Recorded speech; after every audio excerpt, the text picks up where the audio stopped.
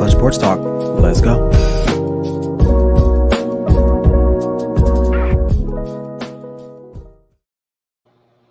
Good morning, everyone. How you guys doing? Happy Sunday morning.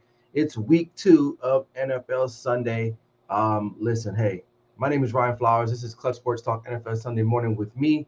Listen, man, week 1 was pretty good. I would say a lot of really good games, especially that Bengals and Steelers game, and a lot of news and things that developed over the week.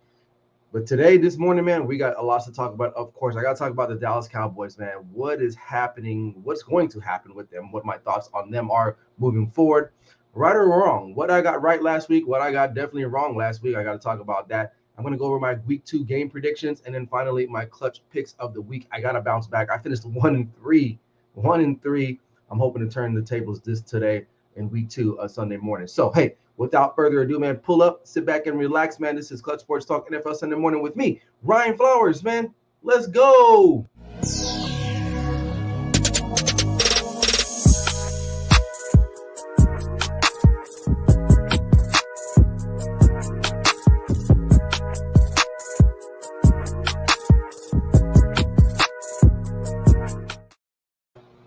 Hey, good morning, everybody. Hope you guys are doing all right. Hey, it's early as hell here on the West Coast, bro.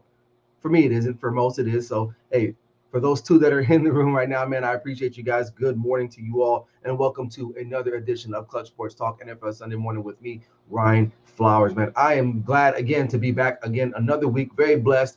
It's football season. We are back in the house, man. It feels good to have college, and then you have NFL following up on Sunday morning. Man, dude, this is the best time of year. I will say this is one of the best times of year. We got already a comment already here. My boy David Herrera. Most def, you know I'm up early live for this feed. Hey, David, that's my guy, man. I mess with David, man. I never met the guy. I think he came on an Instagram live a couple months ago. That's my dude. I appreciate him getting up this morning, man. So that's what I do it for. Even if it's 1 or 2 people getting up, it doesn't matter. If you take the time to watch me, man, I appreciate you. Thanks so much. Good morning to you as well, David. But hey, we got lots to talk about, man. So I'll just dive right into it. But before I do that, if you're watching on YouTube, make sure you subscribe, man, and like and share the content, man. I appreciate it. It keeps me going. It keeps growing the brand. But yeah, so that's all I got on that. Dallas Cowboys. I'll start with this really quick. I've been a Cowboys fan since I could probably remember. I'm 38 years old now. I probably remember watching my first Cowboys game. I think it was a Monday night game against the Giants on Labor Day. We had just gotten – well, I had liked the Cowboys a little bit before, but it was that season. I think it was the season they got Deion Sanders, because Deion Sanders is my favorite football player of all time. And we were playing the Giants on a Monday Night Football. I believe it was Labor Day weekend. And that's when I really, really became like a Cowboys fan. So that's over 20-something years ago. I've been with the team through this ups and downs, more downs than ups. Probably the most memorable season was probably that 2016 season when Romo got hurt. That came in. It was like a magical run. We ended up falling short to the Packers in the divisional round. But I'm a Cowboys fan. I am a through and through Cowboys fan, and no one can ever dispute that. No one can ever challenge that. However, I am not one of those Cowboys fans that is delusional. I keep it real, and this morning I'm going to keep it very real with Cowboys Nation. Whether you like it or not, that's up to you, but I'm going to be just basically telling you what it is and how you should feel about it. So, we all know last week, excuse me, Sunday night, Dallas Cowboys lost again, okay? Lost to Tampa Bay. Tampa Bay didn't even look that good, okay?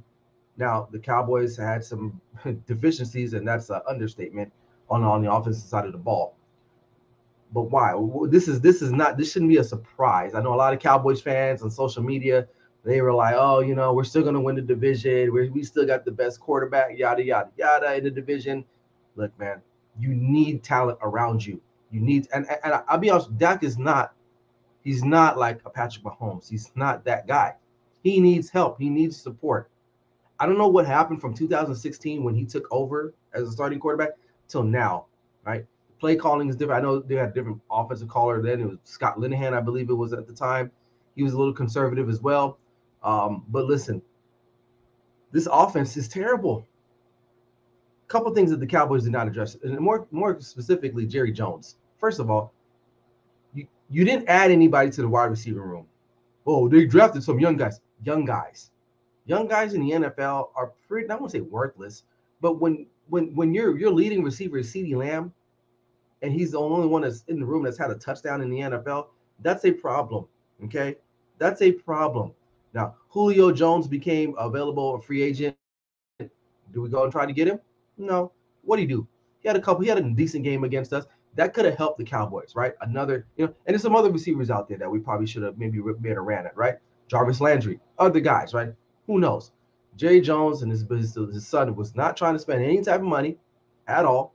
Cowboys have over 20-something million in cap space because people keep saying, oh, we gave Dak that contract and now we can't get anybody. Look, I'm not saying he needed a superstar receiver. CeeDee Lamb can be the number one guy, okay? But you got to support the rest of the room. CeeDee Lamb is not a proven number one yet, right? And it's going to even be harder for him to do that. He's going to be double teamed. He's going to be bracketed. It's going to be tough. Now, CeeDee Lamb does need to make some catches. There's some drops that he had, okay? The number two, offensive line. They keep rolling Tyron Smith out there thinking he's going to play a whole season. The guy ain't even played a full season. He got hurt in training camp. How? He didn't play. He didn't play at all. Now, I love Tyron Smith. He's a bona fide Hall of Famer. No doubt about it. No doubt about it.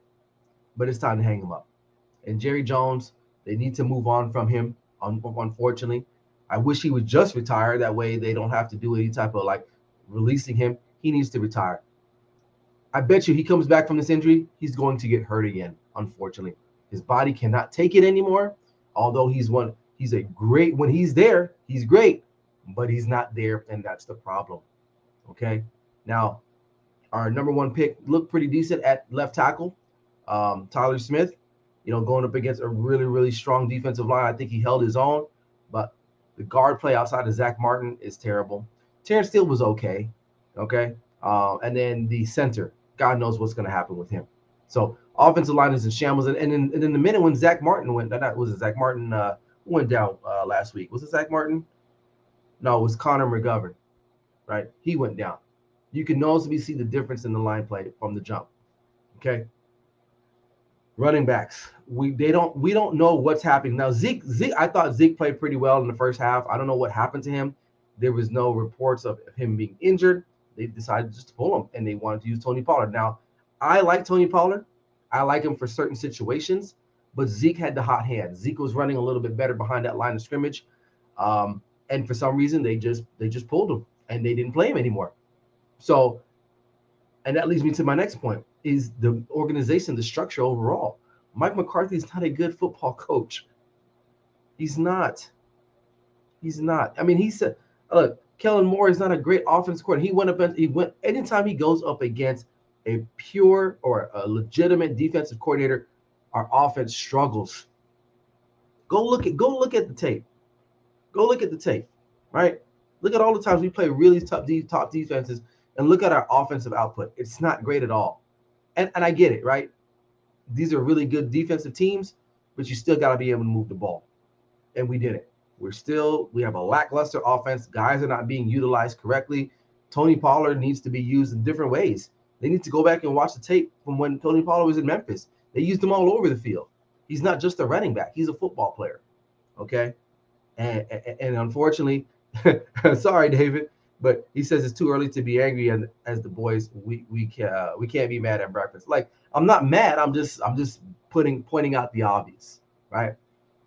And then finally, Dak Prescott is out. Broken thumb, fractured thumb, whatever you want to call it. Now, here comes Cooper Rush. Now, I'm going to put this out there. We're not trading for Jimmy Garoppolo. We're not getting another quarterback, okay? First of all, the Niners don't even need to trade Jimmy Garoppolo because they don't know how Trey Lance is going to turn out. And it would be stupid for them to trade Jimmy Garoppolo, and Trey Lance sucks. So they're going to keep him. There's no other move out there to be made. Oh, go and get Cam Newton. Cam Newton's not good anymore. Okay, people keep living off of that 2015, 2016, whatever it was, MVP run that he had.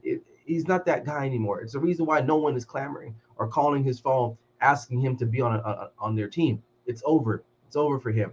Okay, We're going to have to ride with Cooper Rush, unfortunately. Now, it was one thing last year. He filled in for one game, and now this guy's going to have to fill in for, 4 or 5 games at a minimum. At a minimum, 4 or 5 games. And today, I'll talk about that here in just a minute, doesn't get any easier.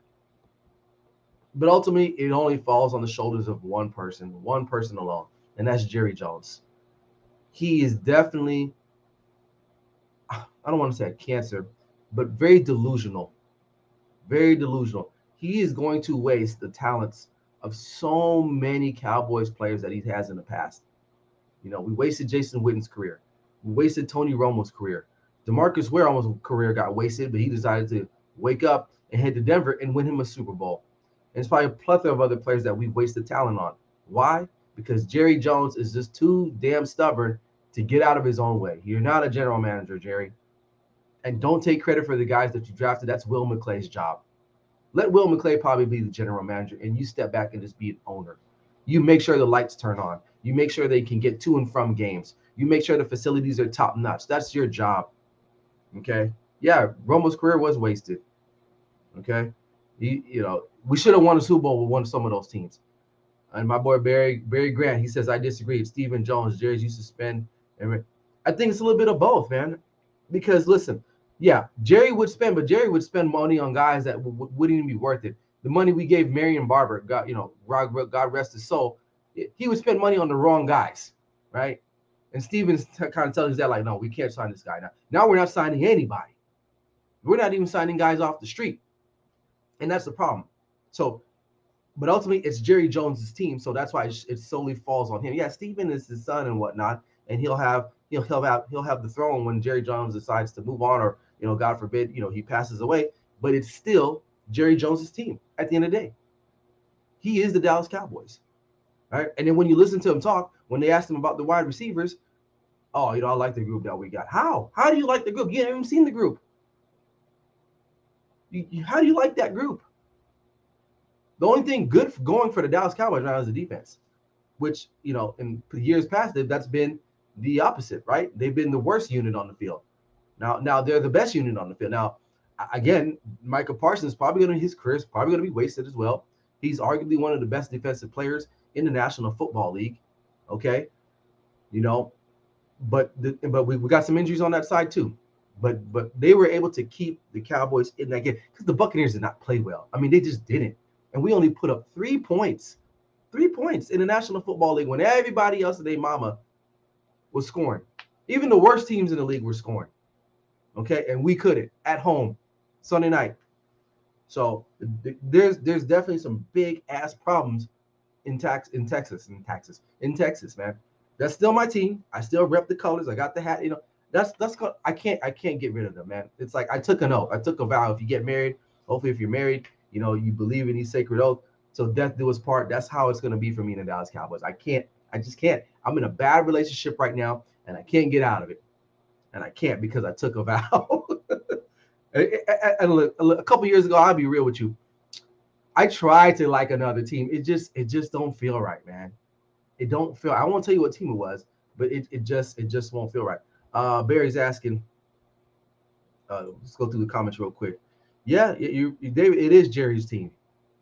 What else David had to say? He said Romo just didn't get it done. I mean, it's a team sport. So I think Romo did all he can do, right? There were years where the offense was great, the defense sucked. His best year was the year we got robbed against the Packers. I think if we win that game, we go to Seattle, we probably beat Seattle again, and we head to the Super Bowl. Now, what happens in the Super Bowl is whatever. We probably go up against the Patriots. Who knows? We'll probably lose. But that was the best year. But Romo doesn't. People think Romo was like is this a buffoon or a clown? Romo was a very good quarterback, a great quarterback, man. I mean, I don't know. I don't have his stats in front of me, but if guys like Kurt Warner are getting in, Romo's got to be considered for the Hall of Fame. At least it's my opinion. And I'm not being a homer, man. Romo was legit when he had T.O. Those years, man. That was the best tandem in the National Football League by far. Okay, but people sleep on him because of the botched field goal against Seattle. Yeah, we wasted Murray, Dez. We had a good defense at one point, so we wasted. Scrolling down. Barry asked, Are you concerned about Dak and CD? You know what? I am a little bit.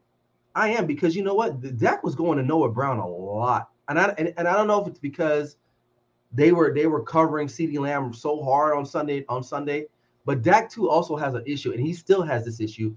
He does not see the whole field at all. He holds the ball, and this could be play call. It's a combination of everything, because everyone is sitting there watching, right? And you're right, they don't have a rhythm. You're right, Barry. You're absolutely right. And Cooper Rush might be more in sync with CD. That's a possibility. But let me get back to this point about Dak and the play calling. I'm watching the plays, right? And first of all, you watch Tampa Bay. Tom Brady, 45 years old. So he says, might be 86, right? They snap the ball, 2-3 seconds, ball's out. Boom, done. Right? That's how you slow down, or you bypass a pass rush, right? Dallas Cowboys, what are we doing? Ball snapped, 1,000, 2,000, 3,000. Dak starts patting the ball. When you start patting that ball, man, it's gonna end in the worst way possible. Okay, you're gonna get sacked, you're gonna get forced out of the pocket, or you're gonna make a throw that you probably shouldn't be making, and that's exactly what happens. Dak, sometimes the plays are developing way too long. Wide receivers are not creating separation, and people that don't watch football, who don't understand football the way I do, they don't understand these things. They just feel, oh well, these guys are young, they should have run by guys. Listen, man, wide receivers got to separate too. It's not always on the quarterback. Okay, but Dak he should share some of the blame, right? But a lot of it is not on him either. It starts with the protection up front. It starts with the play call. Number one, the call coming through the headset, the protection, guys getting open. If guys aren't getting open, what is he gonna do? But then that's when the play calling has to alter. You got to say, you know what, man, we can't be running deep posts or corners or nines. We got to run quick stuff, quick slants. We got to move the ball. Quick, easy throws to get him going. We got to run Dak a little bit more. I'm not saying he's got to run like Lamar Jackson, but 4 or 5 times a game, I think we can handle that. If you go back to the tape in 2016, that's when Dak was real successful. Okay? They were more balanced. He ran the football. And I get it. He's got the leg thing. He's a little injury prone now. I'm willing to live with that at this point. Because look, he got hurt in the pocket. Okay? So I'll leave it at that, because what else can I say? It's the Dallas Cowboys. I still love them. They get on my damn nerves every Sunday, and they're probably going to get their butts whooped today. I'm hoping they don't, but it's not looking good, okay? And I'll leave it at that as we move forward with the Dallas Cowboys. So, yes, and CD does drop too many passes. He reminds me of like Dez Bryant, too. Dez Bryant was like that. Dez Bryant would come down with some of the most spectacular, difficult catches, and then he can't catch a 5-yard slant. It just blows my mind how he does that. I don't get it. And if you're going to wear 88, and I know he didn't want to wear 88 originally, right? They kind of forced it on him. I think he's embraced it now. If you're going to wear 88, you got to represent it, because there's really 2 other guys that personify the 88 number: Michael Irvin and Drew Pearson. Those are the real 88s. So I don't know. We'll have to see. What's up, Bryson? Good morning, man. He says, I see a massacre coming. Yeah, I think it's going to be an onslaught, but we'll talk about that in my game predictions here shortly. All right. Moving on, right or wrong from week 1, I got some right and I got some wrong. So I'll start with a couple of obviouses. So I've been very, very big on the Packers still winning the division. Now, they got stomped in their first road trip against the divisional rival, against the Minnesota Vikings. I thought the Packers would win that game. They obviously didn't. They got smoked. But I was wrong on that. I ain't gonna lie. I was wrong. I was wrong. However, I still am confident with my pick. I still think that they're going to bounce back. Remember, they got boat raced out of Jacksonville last year. Okay, and then they turned around. Now, I know they don't have Devontae Adams, right? They got a group of rookie wide receivers. Aaron Rodgers is going to have to figure out a way to win with these guys. Now, Aaron is not very kind to wide receivers, especially rookies or younger guys, and especially ones that make mistakes. So they had a lot of mistakes. They had an early touchdown drop that could have changed the outcome of the game. Okay. So I still like them. They still have a good defense. They're gonna figure it out. Now, I don't think Matt LaFleur is a great coach the way some people think he is. I think he inherited a very strong roster, but overall, I don't know if he's the guy there. We'll see. We'll see what the story will say about the Green Bay Packers. But what I got right, the Pittsburgh Steelers. Now, I'll put an asterisk to this because I picked them to win the game. I still have them winning the division somehow, some way. They're going to figure out a way. However, though, I am going to be selling some stock on them. Mitchell Trubisky is not the guy. Kenny Pickett needs to be entered in, right? T.J. Watt's going to be out for a couple weeks now with a torn pec. That was a torn pectoral? So I don't know about that. So we got to watch that. Their defense is going to carry them, and they have offensive talent. I just don't understand. I think the offensive, the coaches there, they don't trust Mitchell Trubisky to make plays. They basically held on to life for that game. They held on to their life, and to me, it was a great game to watch. I ain't gonna lie.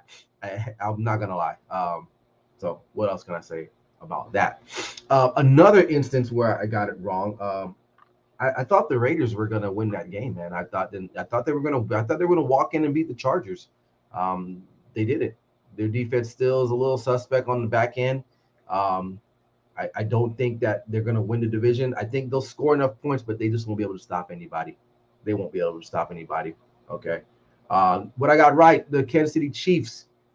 I know I picked the Denver Broncos to win the division. And I might have to do an amendment on this one, or an addendum, whatever you want to call it. But the Chiefs are still the Chiefs, okay?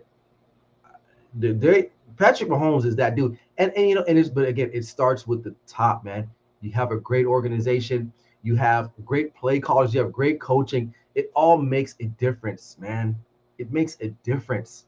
And again, to point back to the Cowboys, it's like, look at Seattle. They beat Denver with Geno Smith. Come on, man. And Seattle's line ain't that great either. So it can be done. You just have to have the right personnel in place. But I like the Chiefs, man. I really like the Chiefs. Patrick Mahomes, that defense is going to be all right, even though their back end is not the greatest, but they do get after the quarterback, and they can score points in bunches. Okay? And another thing, that I want to say about the Chiefs as well is that when they lost Tyreek Hill, a lot of people were, including myself, I thought they might have had a drop off. But I think I told you guys a while ago, I was watching a preseason game. I was like, man, you know what? They're going to be all right, man. They're going to be all right. And sure enough, they are all right. All right. Let's see. You see Gino. He said, you see Gino grab some booty. What? What are you talking about, David? Well, David he's like, I knew DC was going to fall. Yeah. And another thing I got right about the Cowboys is that I picked them to win. I don't know why I did that. I don't know why. I think that was probably my first homer pick of all time. Like, I just was like, you know what? They're in a good spot and they're going to pull it off, and they didn't. And they got trashed, man. I mean, and the Bucs didn't even play that well. All right, moving on, man. Let's go into week 2 predictions, man. Let's keep the show rolling. So, out the gate, man, we got the Bengals coming into Dallas. Dallas, obviously, coming off of that loss against Tampa Bay on Sunday Night Football. Bengals coming off a heartbreaker last week Sunday against the Steelers. The Bengals are a better team overall. Their defense is strong. The offense is going to be able to move the ball, I think, at some point. Jamar Chase, Joe Burrow. Now, the Cowboys may be able to get after. But here's the thing about the Bengals and Joe Burrow. You can sack this dude like 100 times, and he keeps coming back. So, their offensive line protection is still not that much improved, but they're still going to find a way to beat the Cowboys at home. Cowboys are going to lose a big one. I don't even know what the line on this one is, but Cowboys are at least going to lose by a touchdown, probably even 2, unfortunately. I wish I had better energy for you Cowboy fans, but we just don't have it, man. We won't be able to keep up. And if we do, I hope I'm wrong.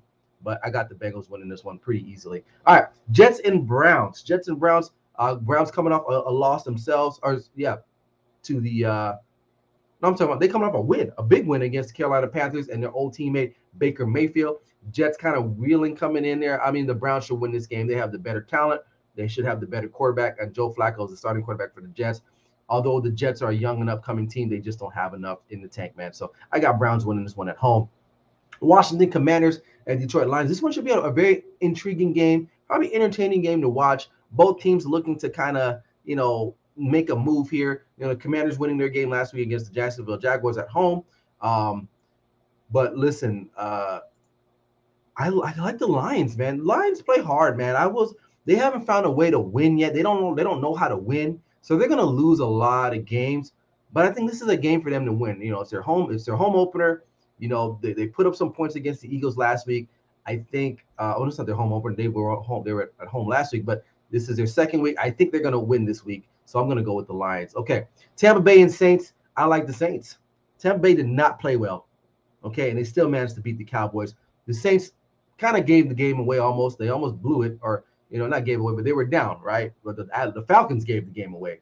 I think the Saints are going to bounce back. They're going to be able to get after Tom Brady today, and they have his number.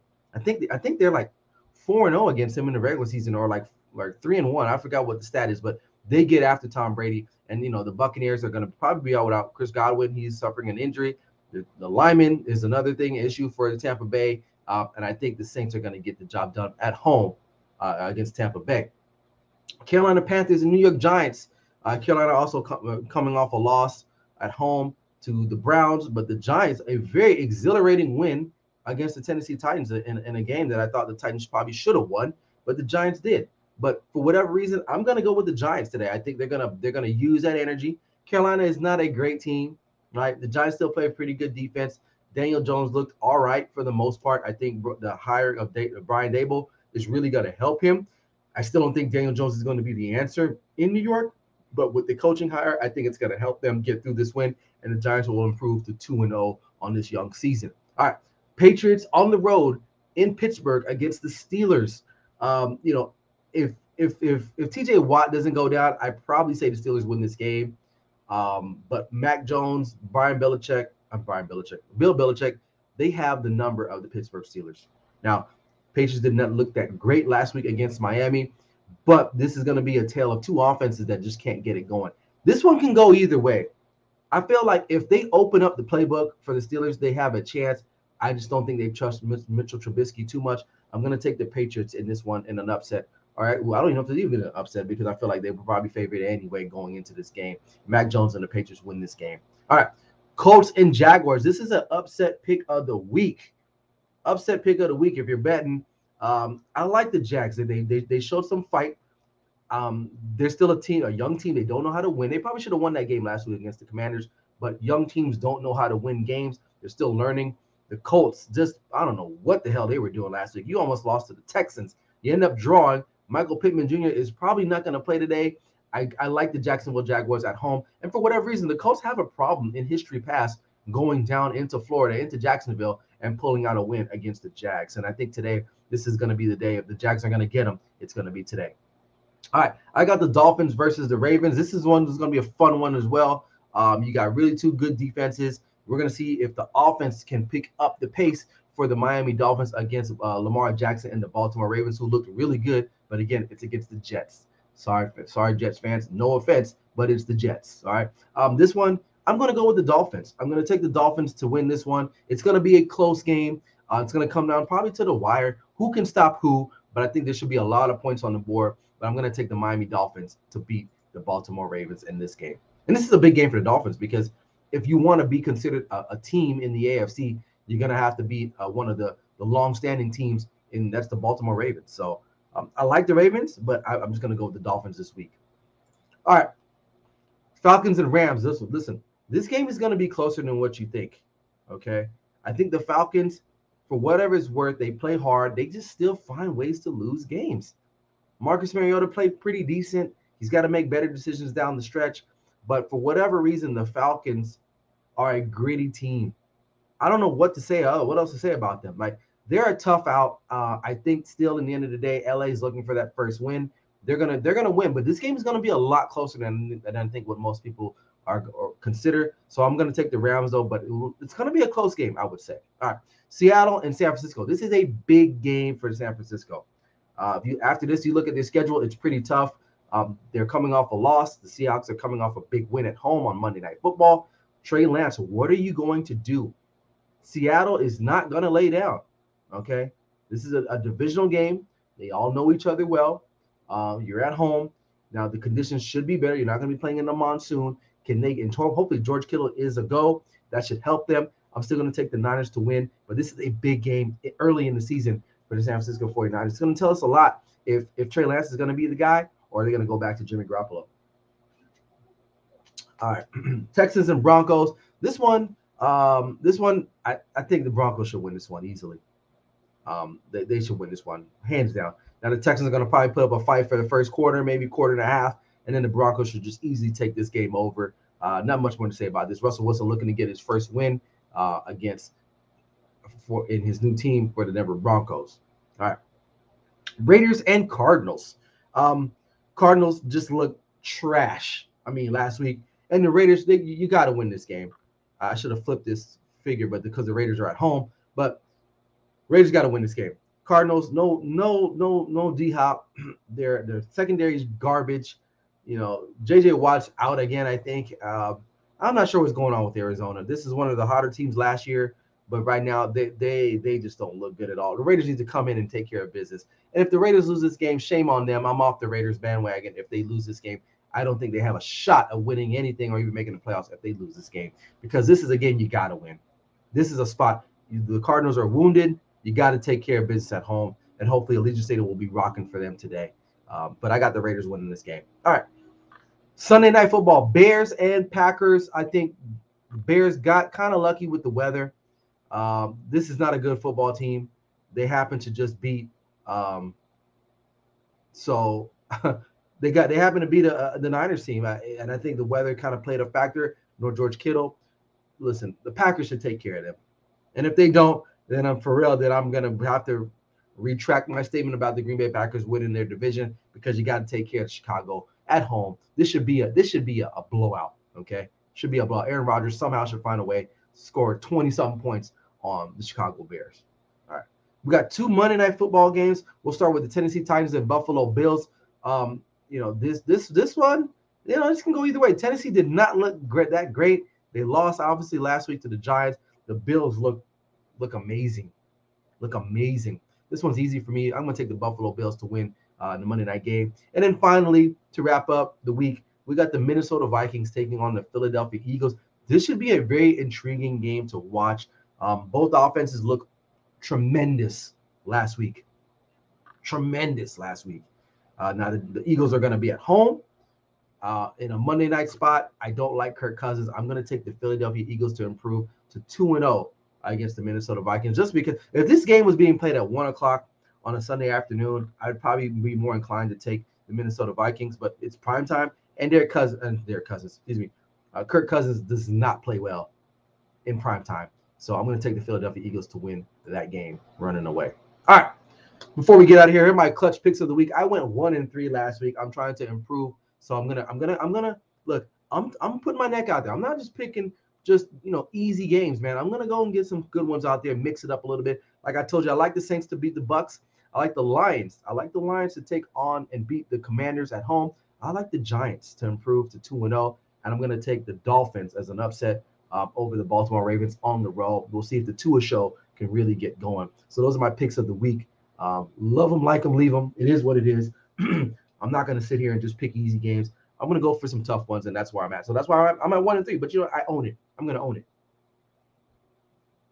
It's all good in the hood. All right. That's all I got, man. Listen, it's great. That half an hour goes by so fast, man. I wish I could talk about some more, but I got stuff I got to go do, right? But listen, man, great show. Hope you guys enjoyed it, man. Hey, enjoy yourself. Enjoy the week, man. You guys, we earned this, man. We earned here. We earned it. We earned this, and just be responsible. If you're gonna drink responsibly. But hey, enjoy your week, man. We'll see you guys next week, Sunday. Probably around the same time. I'm thinking I've been bouncing around a little bit, going back and forth between like 8 o'clock, 9 o'clock Pacific. So I think I might land at 7 o'clock a.m. Just because it just works better for me. But either way, check out my social media. You guys will know when I'm going live. But other than that, enjoy your week, man. Enjoy today's games, and I'll see you guys. So, hey, this is Clutch Sports Talk NFL Sunday Morning with me, Ryan Flowers. Never settle till the work is done. I'll see you guys on the next one. Peace out.